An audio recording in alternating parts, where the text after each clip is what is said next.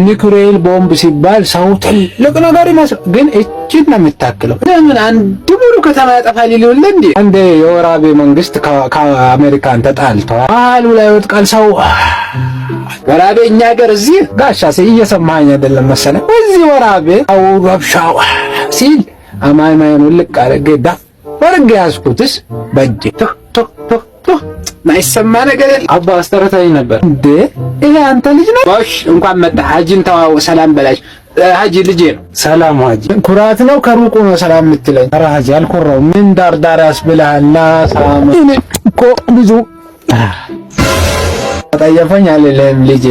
ጥራቃው ከፈለክ የአባቱ መራቅ አይደል እንዴ? ምን ያስጠይፈዋል? ታጠር ዋጣው እንደው ዋጥ ሳወራ ምራቅ እርጎ ይሰራል። እዚህ ጋር ጫውጫው ካለው ብዬ ነው።